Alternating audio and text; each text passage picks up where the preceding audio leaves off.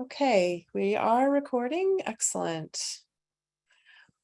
Well, welcome everyone. My name is Jen Vanek. I'm Director of Digital Learning and Research at the EdTech Center at World Education, and it is my honor to have World Education host this webinar, which is a report out of nearly 4 years of research in collaboration with Portland State University and the Language Literacy Technology Research Group at Portland State. So at this point, I am going to turn it over to my partner, Kathy Harrison, the leader of this work, who will give you some context, and just really excited for us to all work together to share findings with you. Kathy?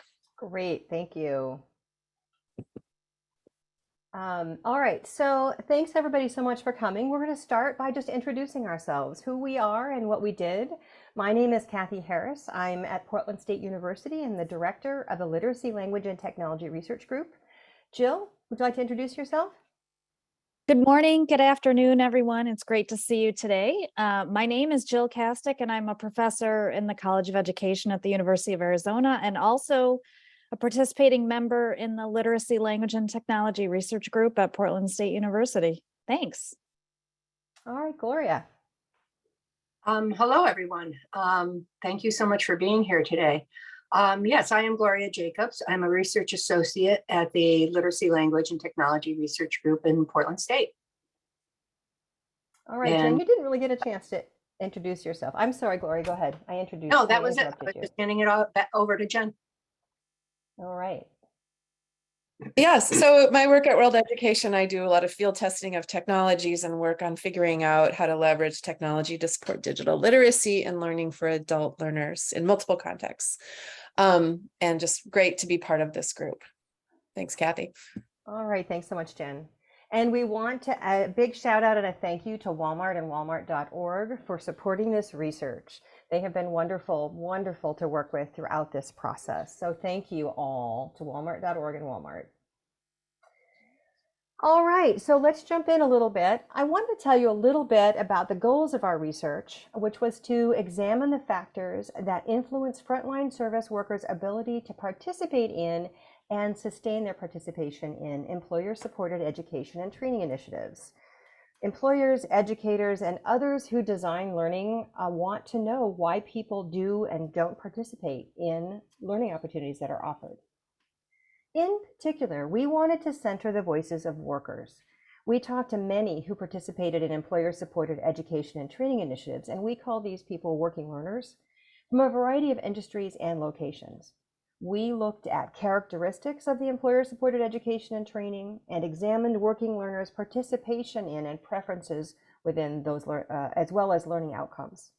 Ultimately, we wanted to consider how employer-supported learning opportunities could better support job success and a strengthened capacity to engage with others and continually learn, both requirements for 21st century work. In this project, we planned an iterative process in which we could respond to what we learned as the findings emerged, where we could follow what the data told us. We were able to evolve our research project not only based on what emerged from our research and the people that we talked to, but also based on what was happening in the world, specifically the COVID-19 pandemic and the racial reckoning that was happening in the United States. Today, what we're going to do is provide an overview of our project and then talk about key insights and findings from our research, as well as recommendations to the many people and organizations interested in employer-supported education and training initiatives. Okay, so here you're looking at a graphic that just kind of describes in one view what we did. We wanted to take an ecosystem view of this question, where we looked at various parts of a learning ecosystem, including the working learners, the learning opportunities offered, the different supports provided, and the outcomes experienced, and all of these happening within a particular social context. We started out with sociocultural theory, which provided the lens through which we looked at our data. This helped us to see some important things that we'll talk about in this presentation. We examined employer-supported learning opportunities. We interviewed working learners and others involved in learning ecosystems, and we focused on the supports that were offered or not offered and the outcomes that working learners experienced. With the advent of the COVID-19 pandemic and the racial reckoning that was happening, we shifted our focus midway to triangulate with another theoretical perspective, critical race theory. This lens provided insight into how working learners, employers, educators, and others with an interest in workforce development talk about their experiences within a system where racism is potentially endemic, and how that affects and impacts the outcomes of participation in education and training initiatives. Throughout our research, as I said, we've really worked to center the voices of working learners, whose voice is sometimes missing in conversations about education and training initiatives and upskilling.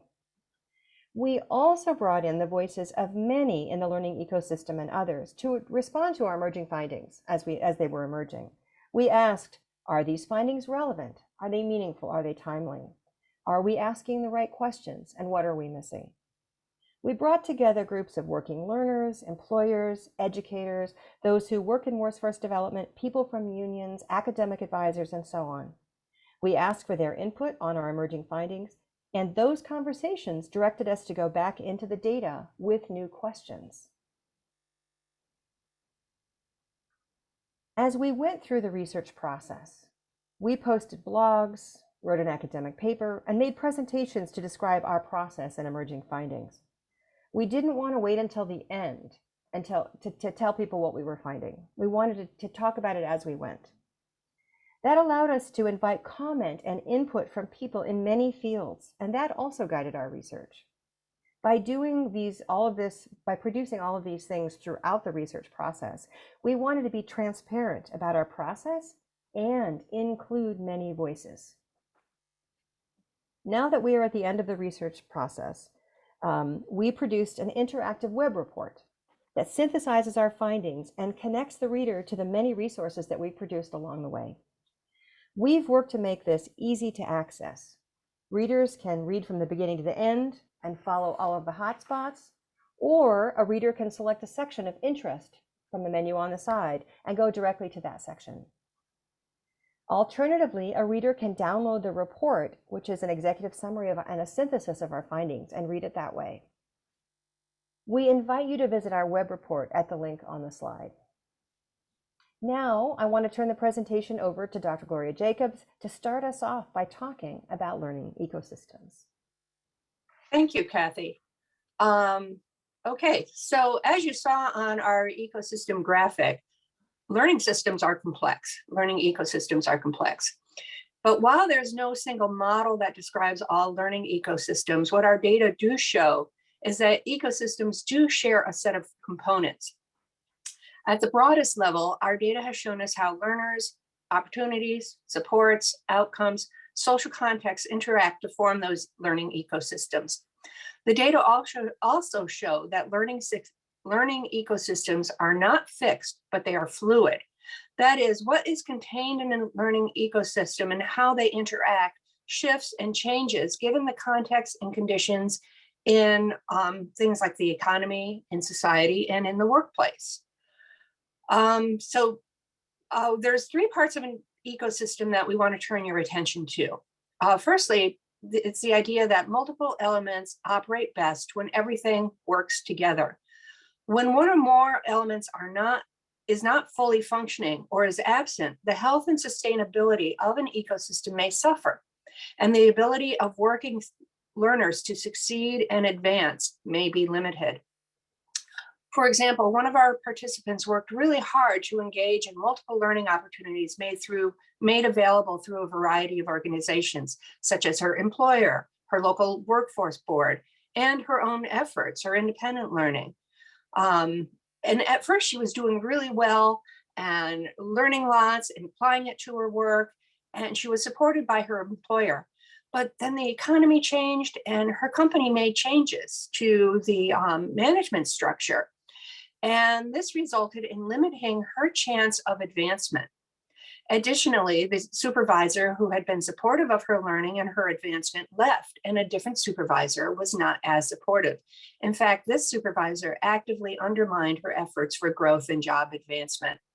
And these include complications such as considerations of race and gender, and how implicit and explicit racism and sexism are part of an ecosystem, learning ecosystem. So the reason I bring this up is that this example really demonstrates nicely, I think, what happens when something or multiple things break down in a learning ecosystem, and how the working learner, despite all their best efforts, does not advance. So ways to sustain healthy ecosystem include valuing the contributions of the various members of the ecosystem, including working learners. They need to feel valued and effort should be appreciated. Additionally, when creating education and training initiative, the data indicate that interested parties should acknowledge the reality of change, systemic issues of race, and learners' individuality as key facets. So next slide, Kathy, please.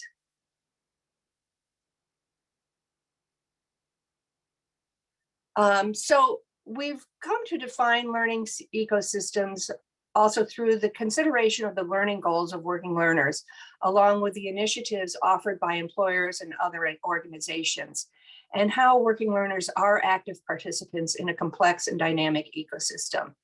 And this idea of active participants is really important, and we'll be discussing these throughout the presentation. Next slide, Kathy, please. So let's turn our attention right now to the learning goals of working learners and how working learners are active participants in the learning ecosystem. Early on, our data made it really clear that each learner is unique and engages in learning for different reasons. There is no one learner, no ideal learner.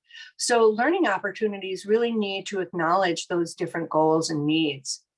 And our understanding of who working learners are is based on interviews with 45 individuals, including 26 working learners and 19 others, such as employers, workforce development personnel, career navigators, adult educators, all those people that Kathy mentioned earlier. And a number of these individuals we spoke to multiple times and over time, over the 4 years of our project. So drawing on analysis of this data, we were able to identify characteristics of learners, which we then used to develop into 6 different persona, which I'm going to discuss in a moment. Then using critical race theory, as Kathy said, we were able to consider how we need to take into account intersectionality when thinking about what learners bring to any learning system and what's needed to support learners. Next slide.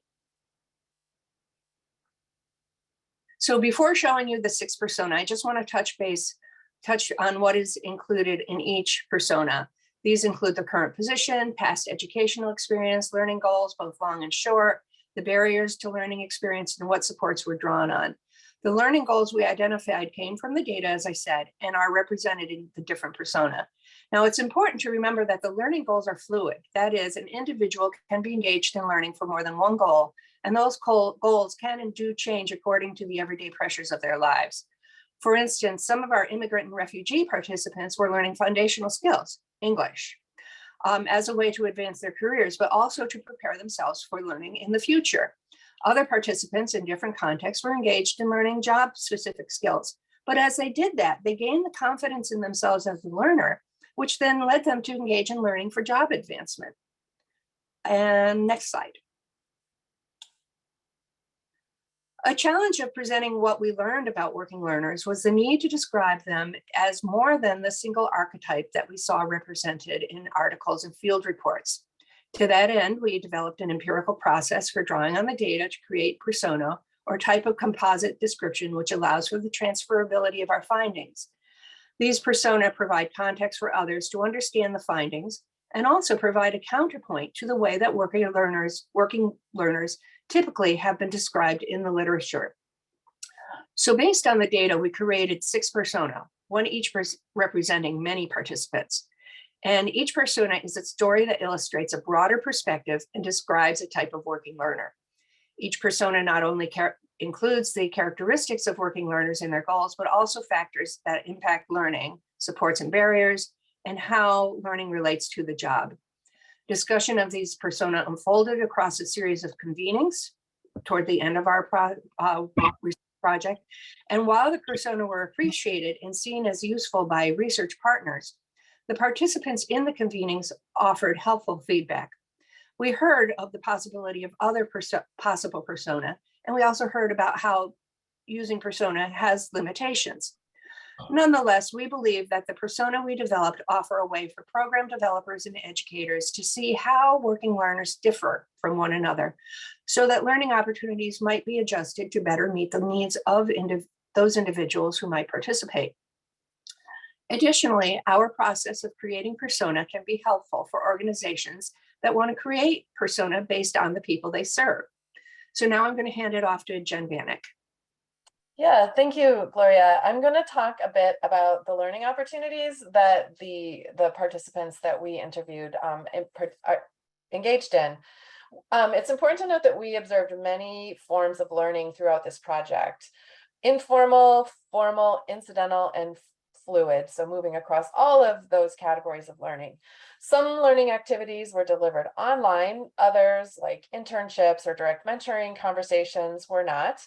But all of that it shared sort of 5 common characteristics that you can see listed on the screen here.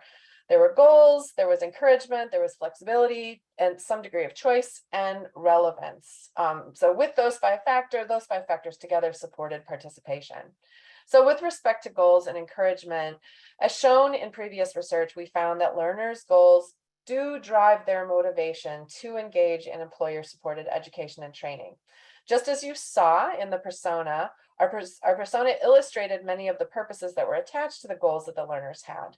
And as Gloria mentioned, they were a multitude, often not just segregated one learner, one goal, one purpose. Additionally, we learned that supports, especially encouragement from supervisors and employers, friends, and family, helped learners work toward these goals. Flexibility and choice was also paramount. Education and training activities differ in their length, scope, purpose, and modality, but regardless, when there is flexibility in these areas or across these categories, and there are options for learners choose what best suits their needs, and with that choice have it heightens their participation. A constant thread in our data is that learners want to engage in continued learning, but that learning needs to be meaningful, relevant, and needs to lead to advancement. To make this possible, education providers need to design flexible and relevant learning opportunities, maybe together with some learners, but certainly with learners in mind. So in sum, with respect to learning opportunities, what employers or education providers might consider to be learning opportunities are not necessarily opportunities for all learners if the characteristics and aims of the education and training do not match learners' goals, are not relevant to the working learner, don't fit into their lived experience or daily life, and lack choice. Working learners also need encouragement and material support, not only from their friends and families, but specifically from their employer. And when one or more of these elements is missing, successful completion of the employer-supported training and education initiatives is less likely. So let's talk a little bit more about supports. To understand supports, we focused on how the working learners themselves described the supports that they received or didn't, and how that impacted their participation. The data helped us identify aspects of support to which the learners said they had access to and saw as useful. Research participants reported that both material and affective supports made it possible for them to engage in and persist throughout their learning initiatives. And the specifics of supports differed across participants, but again, there were some commonalities. Family members provided material support such as housing, and emotional support like lightening the load of household tasks, and sometimes even providing access to or support using computers or technologies required to persist. Access to computers and the internet was critical to learning. It was a critical learning support. Participants noted different strategies for access if they didn't have one of their own, including using computers or internet at work, and in a few cases, actually having an employer provided laptop that they could use to engage in online work. Lack of access was a noted barrier in many situations. Learners had no choice but to complete assigned work on their phones. And this is obviously problematic because it's harder to read on small screens. And these were also learners who tended to have limited data plans. So both things made phone-based learning much more constrained. It's important to note that free courses and paid time to learn mattered. Learners were more likely to engage if they didn't have to pay for training or education, even if those courses were not immediately relevant or a good fit. So free was important, but and they would participate, although it might not totally align with what their goals were. Participants also shared that it was important that supervisors recognize, encourage, and help them leverage the completed training for advancement. Our data also echo what is known in the field about partnerships. They need to be widely encouraged between employers, workforce development organizations, and post-secondary institutions. For example, career navigators made available through local or regional workforce development organizations, nonprofits, or technical colleges were able to help learners identify potential education and training. And then together with navigators, the learners and their advocates were better able to map out how this series of learning and work and credentialing could help push them through a career path. Next, our data showed that someone, likely a supervisor, needs to play a key role in helping learners make those connections, even though they're mapped out, helping them along the way to make those connections between learning and career advancement or job advancement. Supported supervisors were actively involved or showed interest, at least they showed interest in learners' experiences. They provided opportunities to make connections between what working learners were learning and their daily work on the job, or develop potential for future jobs. Supportive supervisors asked learners about their progress, did not schedule work shifts that conflicted with class time, sometimes allowed learning to take place on the clock, and in a few cases actually took time to help learners make use of resources in the workplace so that they could better engage in learning. Next, our data illustrate that supports need to be relevant, timely, and not one size fits all. Additionally, learners needed to be able to see how an opportunity could help them through the challenges that they face daily on the job. So supports that participants noted as useful were offered proactively or in the moment and scaffolded across their day at work. For example, participants described times when their direct supervisor provided affirming feedback or helped learners build linguistic skills, social capital, or just feel comfort in communicating and being part of the workplace by making connections between training and advancement for both short-term and long-term benefit. Supports in the form of mentoring require an equity mindset. So it's not just enough to say, yeah, I'm their mentor, but this mentoring needs to be proactive and especially have a critical sort of racial equity lens when working with learners who are from historically marginalized groups. Our analysis showed that access to quality relevant training and social capital positioned certain learners for actual training opportunities on the horizon and then helped them push them toward advancement after they completed them. But our data showed that not everyone was seen as quote, like what a good fit, quote unquote, or afforded that access. So identifying what makes someone a good fit, we saw in our data can be problematic because supervisors tend to use their own mold or their own mental model based on their own lived experience and racialized lenses at times to identify who is that good fit, overlooking potential candidates these learners who might not align with their conceptualization of the ideal worker. So we really believe that supervisor training that raises awareness of systemic racism could help mitigate this issue. Our research also points to the importance of clear communication about benefits, time, and effort needed to fully engage in learning. Such communication can ease confusion caused by different interpretations of the relevance of learning or even what is required by the learning. Some employees, education providers, and learners had such different understandings of these things because expectations had not been made clear. Learners didn't exactly know what they were supposed to be getting from these things, and so sometimes they did not directly align with learners' goals.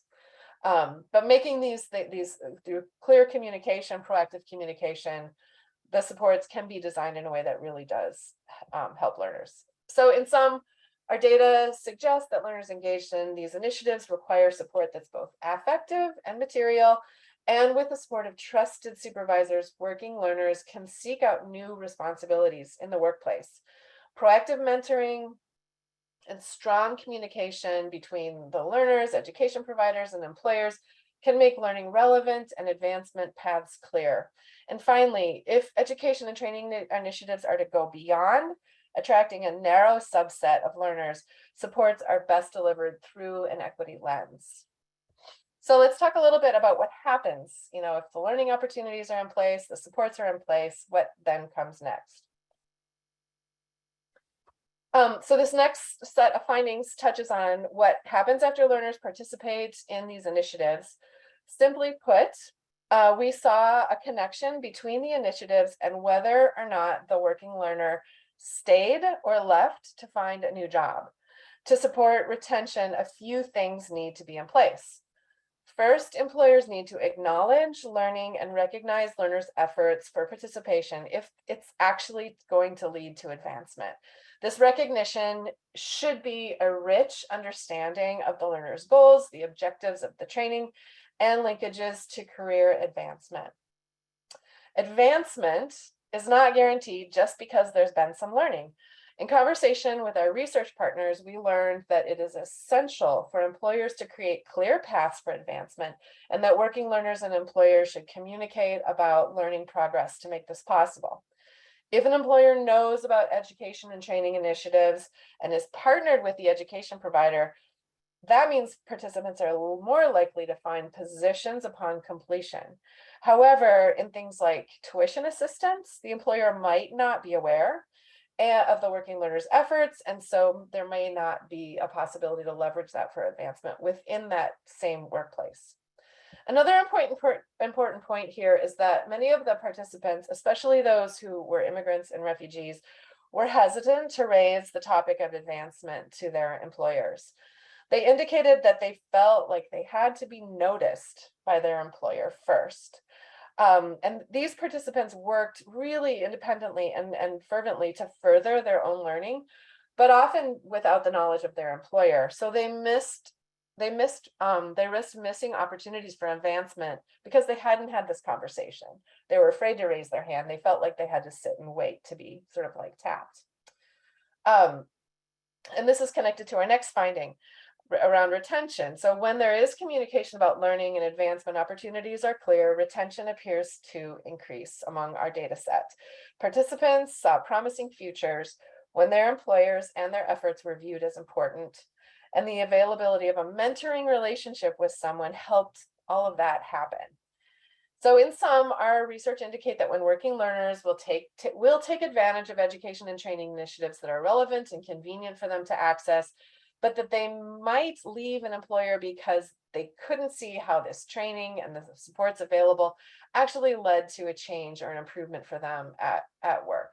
They would leave to find a better opportunity at another place of employment. So we're suggesting that employers create conditions for employment retention of highly skilled, especially immigrant workforce, those who did not feel seen, and that these conditions should include access to relevant training and education, equity-minded mentoring, and useful, highly visible, equity-minded supports.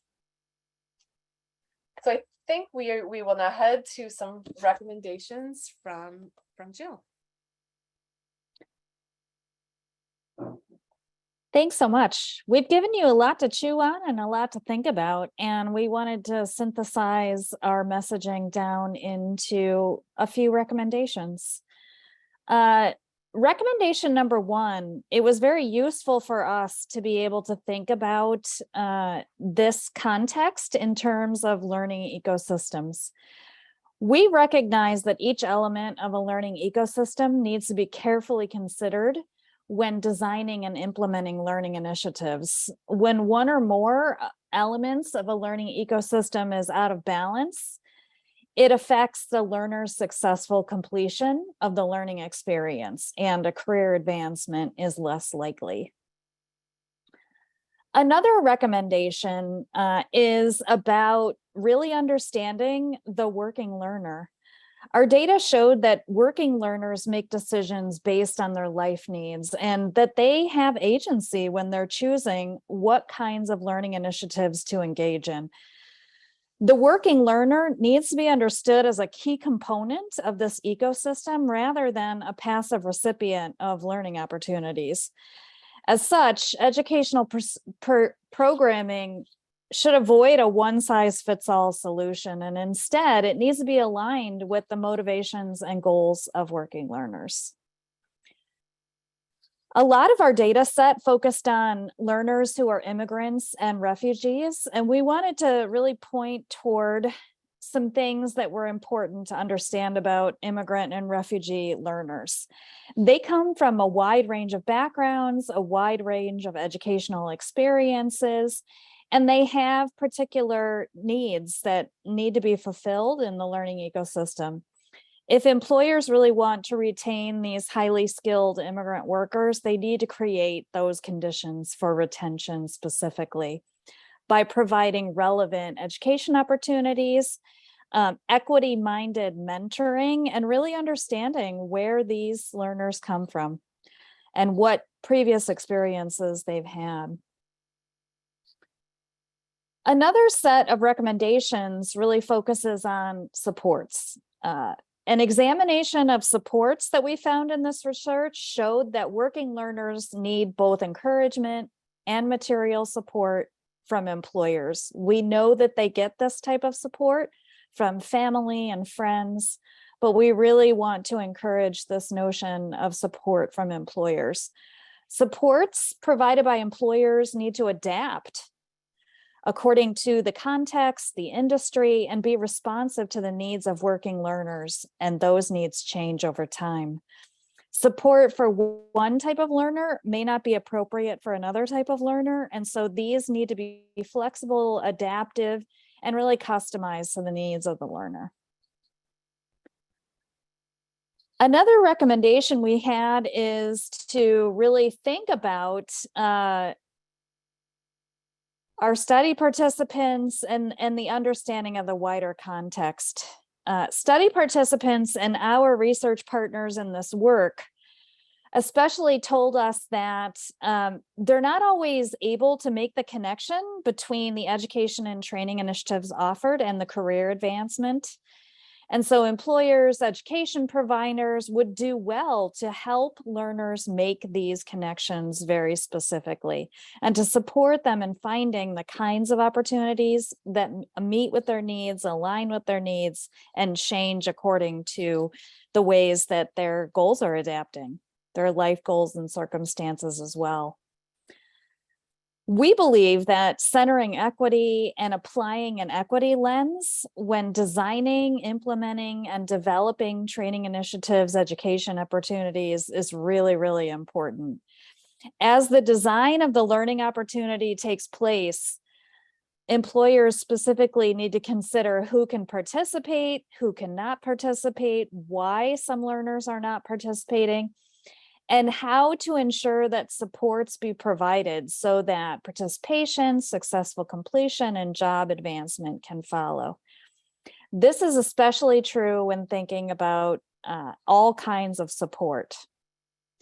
Education and training initiatives need to have on-ramps for multiple kinds of support so that employers can go beyond attracting just a narrow subset of learners as target recipients or a potential audience. There's a number of different ways that this research helped us to think about a learning ecosystem lens, and we invite you to dig back into the reports available in order to really better understand the multiplicity of recommendations that go beyond just the 6. Thank you very much. And I'm going to turn it back on over to Jen, Kathy, and Gloria. Thank you so much, Jill. That was super helpful. All right, so what we're going to do now is, we're going to actually take you on a small tour, since we're going to have a little bit of time, of our interactive web report and the different ways that you all can look at the things that we have created to tell the story in more detail. All right, so Jen, I'm going to turn it over to you. Cool. So I will share.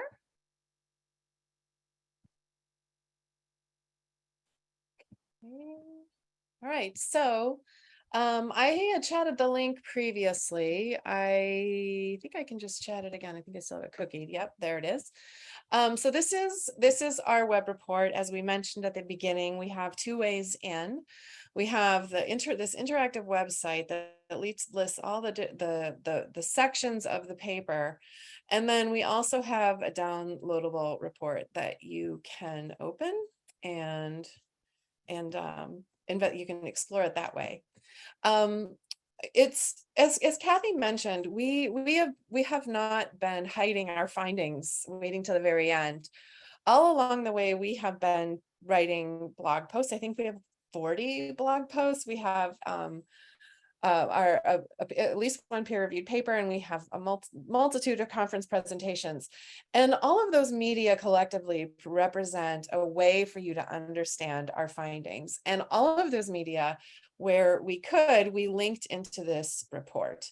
So I'll show you. So for example, if I open ecosystems, you can see here that we have these little flashing magnifying glasses, which will take you to, oh, sorry, that one's broken. Oh, that's just my luck, isn't it? The one that I choose is broken.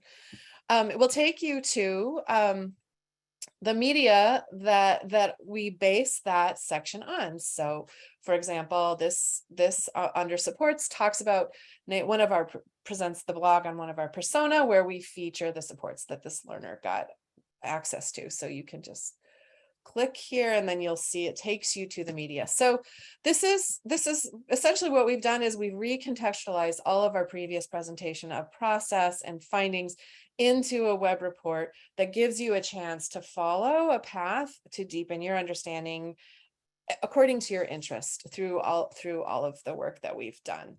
So do check these out, click on these opportunities for reading more. And you'll have access to everything we've been working on. We also include these in the PDF as hyperlinks. Yes, so these are all links to the same media that are linked in the thing link in our web report. So please do follow along, and we would love to hear some questions now if you have any. Thank you all for participating in this, and we'd love to have leave a little bit of time for discussion of what you've seen.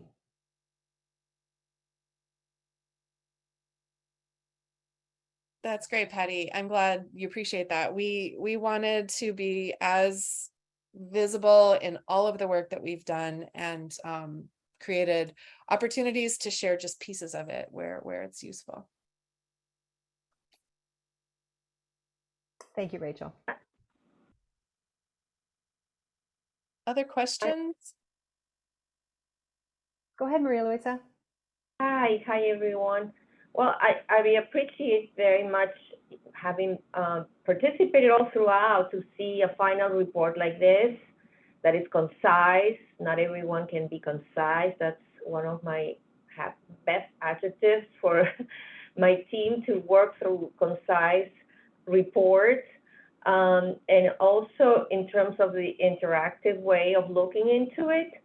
So as educators, we know that breaking down big information and being able to grab the reader is what we want. So I appreciate that very much.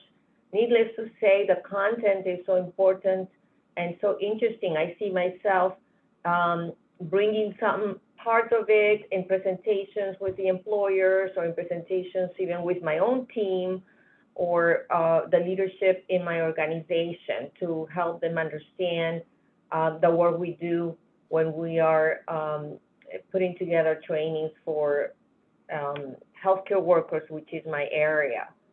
There's a lot of lack of understanding. Just 2 days ago, I got an employer who wanted to set up a program online for learning English, home health aides who need to get the employment, but they speak little English, and they wanted to have that in giving them all the basics in 2 weeks. So the lack of knowledge of the whole process, I mean, I was saying, like, where do I even start? So I'm going to go back to your report to grab certain things and say, look, this is what research is saying. And not just our own experience, but this is what research is saying. And I want to be able to do that using the words that you have there. And I can see applications like that all throughout. But thank you, great job, thank you. Thank you so much, Maria Luisa, for your kind words. And I hope this work that we've labored over, I hope it's useful. We all do. Oh, yeah.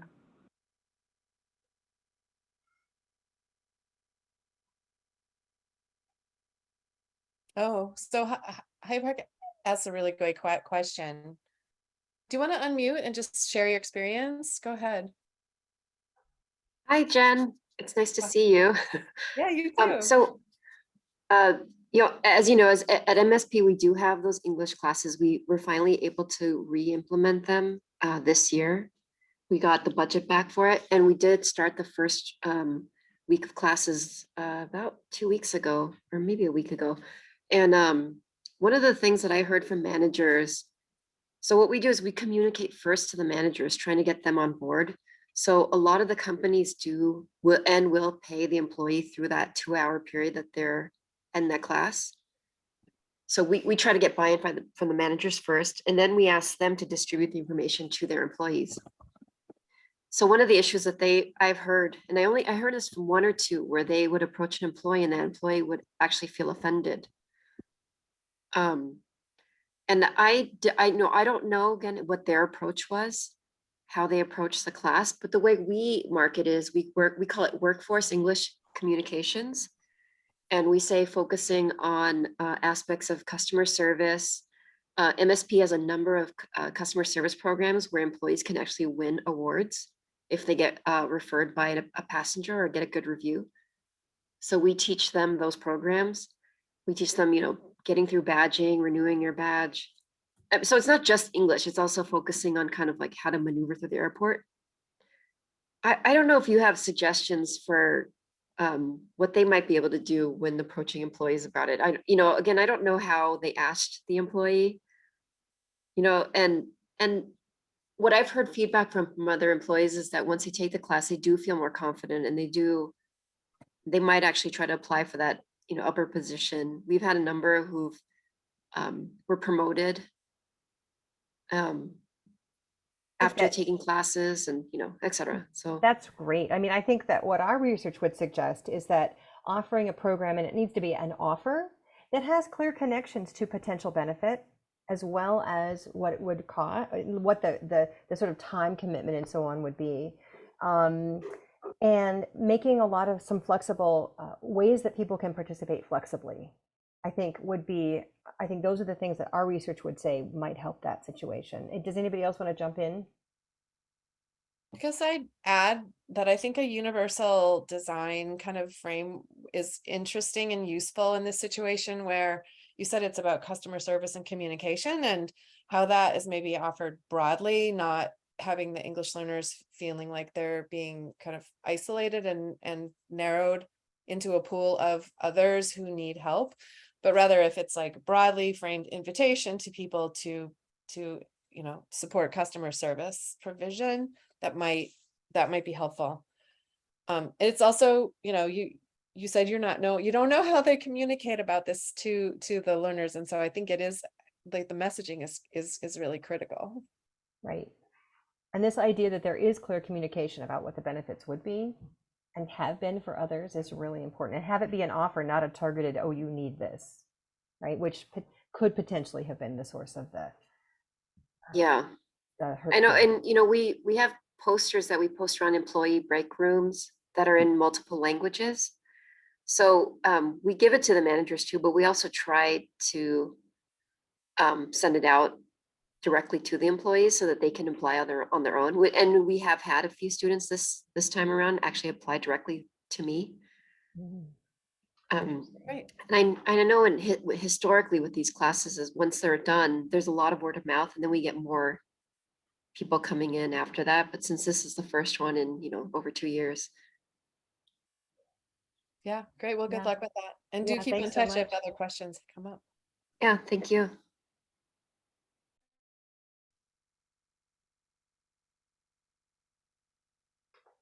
Well, if people are, oh, Patty, go ahead.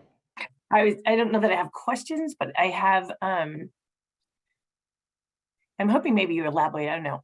I'm really intrigued with all the work that you did on the supports, and kind of how you got to the conclusions you drew. Let's put it that way.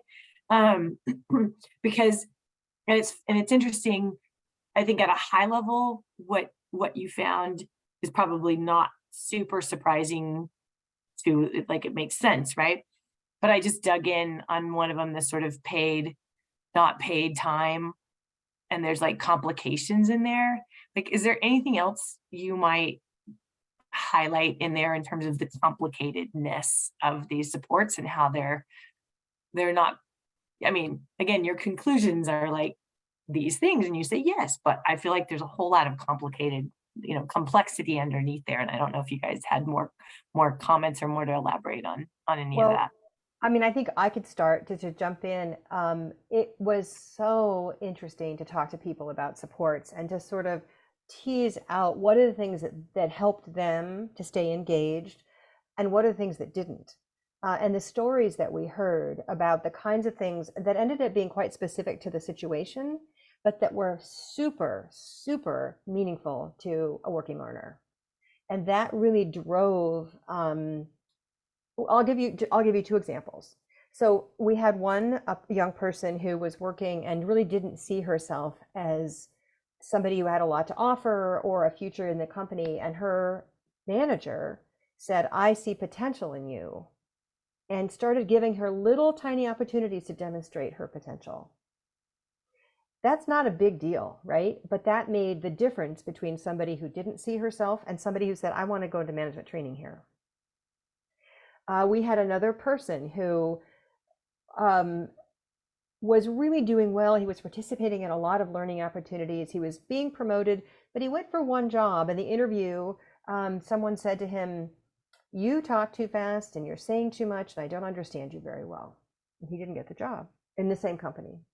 And he went back to his manager, and his manager said, well, I'm going to give you an opportunity to talk each time we have a team meeting, so that you have the opportunity to speak in a way that's appropriate in a meeting like this or in an interview. It had some to do with English development, but it had a lot to do with appropriacy for the setting. So those are the kinds of small things that we saw, but we also saw bigger things. People who participated in something and then it did lead to advancement. But we saw also people who participated and didn't know if it ever would. Right? So I don't know. That's what I want. That's what I wanted to say. Is these stories were really, really powerful. I don't know, Gloria, Jill, Jen, do you want to jump in and talk more about kind of how the complexity behind the supports?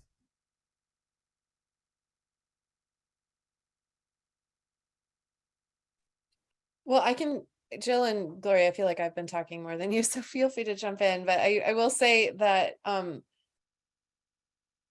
the complexity lies in the tension between a learner's goals and what's being offered.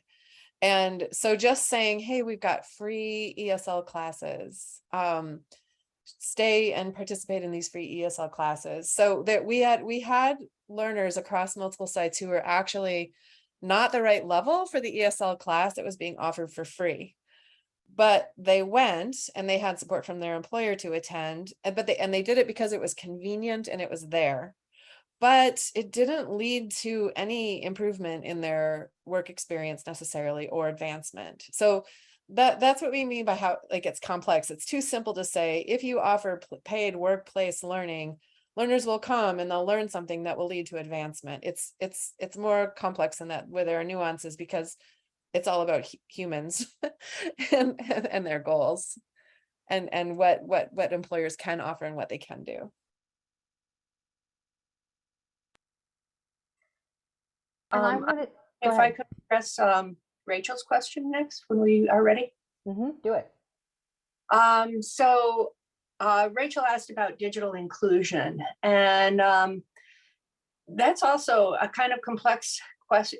The answer is complex. And part of the problem was the context of the time in which we were conducting the research. When we started, it was before COVID, and the participants, when we asked them about their use of digital tools and how they access and all that, it never seemed to be an issue, which kind of surprised us.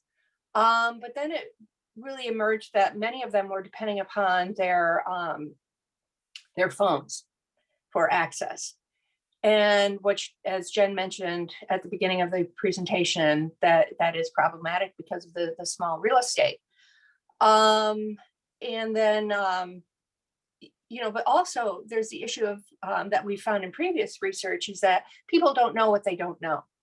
So, they're thinking, yeah, I can do everything that I need to do without really realizing what they're missing, what is not available. And we've also, seen some programs where, people have been given devices if they meet X number of hours of participation, which is not always possible for some people. If you're working multiple jobs over many hours and have family responsibilities, it's not always possible to meet a certain number of hours. And then as we moved into the time of COVID, things kind of shifted, interestingly, in terms of, because COVID revealed digital inequities, particularly among people of historically marginalized groups. So as we started talking to people, we were learning that, yeah, I got a device because of my children's school, that, my kids were given devices, we got a hotspot. And so now I'm able to access things that I wasn't able to access in ways that I wasn't able to access before. So, this whole issue of how people have been, digitally included, it really does become very, very complex. And there's a book out that I'm drawing a blank on the name of, but the author also complicates what digital inclusion really means. And she frames it around kind of the hoops that people have to jump through in order to be digitally included, because we expect people to be digitally engaged, but depending upon the context of your life, how you digitally engage differs. And that's something that we saw in our research, but we don't really address it in our report because we just didn't have the amount of data to really come to any conclusive findings. Jill, I know this is kind of your world too. Do you have anything you want to add? Yeah, I mean, I feel like there's a lot of changing contexts, and it's important to continue to pose the question about who has access to what and in what ways they're using that access in order to provide supports continually. Sometimes when we stop asking, it causes those barriers as well. So I feel like that question about where are you learning, what digital device you're learning, what is your access point, is an important question to continue asking, even if it's been asked before, because the context changed so rapidly, and there might be other opportunities for support that exist there.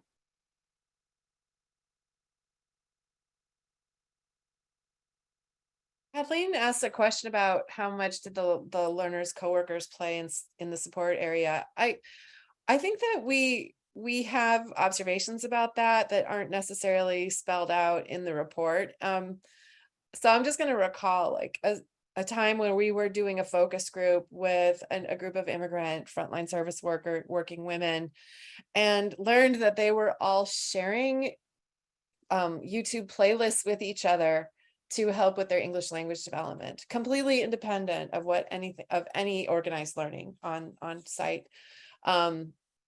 So just little examples like that, I think, suggest that maybe there were informal ways in which they were supporting each other.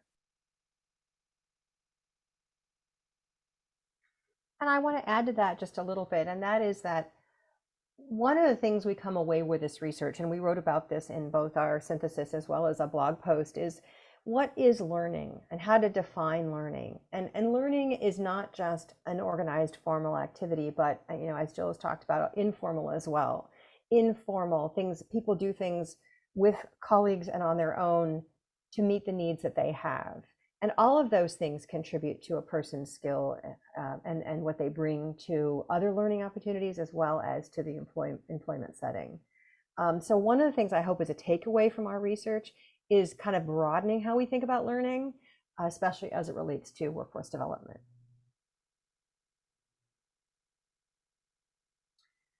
Well, I think potentially we are done. Unless there's another question.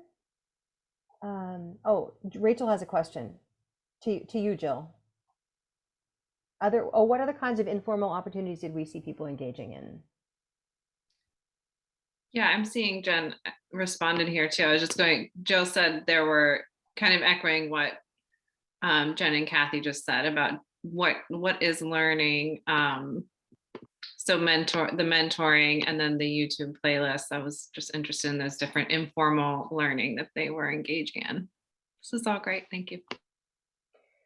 Well, we hope that you all dig into our web report in any fashion you want to, little by little or all at once, online or on a document. So thank you so much for attending. We will follow this up with a link to our web report so that you can all dig in further. But thank you so much for coming. Thank you. Thank you all. Thanks. This was great. Thanks so much for coming, everyone.